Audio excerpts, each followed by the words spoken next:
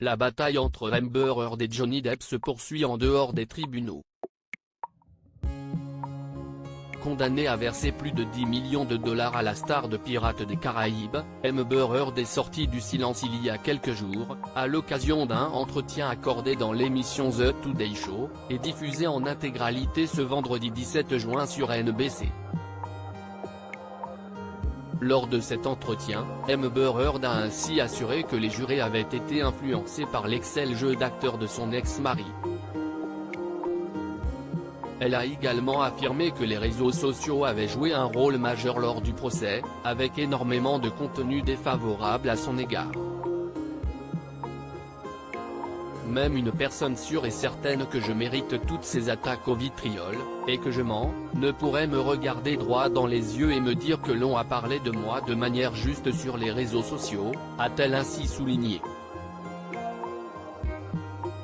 Amber Heard, qui a indiqué qu'elle prévoyait de faire appel, a également estimé que certains des 38 témoins de Johnny Depp auraient même été payés ou n'avaient rien à voir avec la bataille judiciaire que les deux anciens conjoints se livraient. Johnny Depp répond à Amber Heard. Tous ces propos sont rapidement remontés aux oreilles de Johnny Depp et de son équipe juridique, qui n'ont pas manqué de réagir.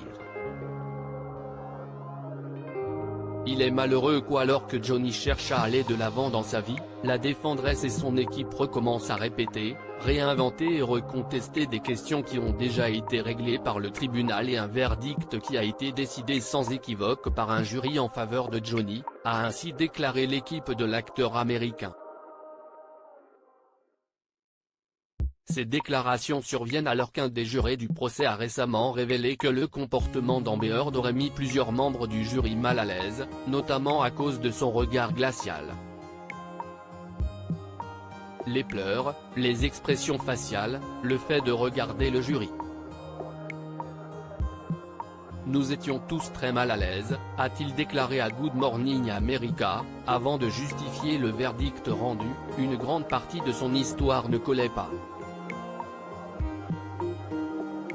La majorité du jury a estimé qu'elle était l'agresseur.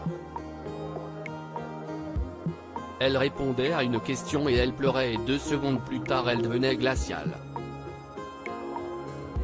Enfin, l'homme a également insisté sur le fait que les réseaux sociaux n'avaient pas influencé le jury.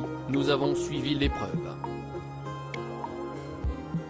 Moi-même et au moins 2 autres jurés n'utilisons ni Twitter ni Facebook.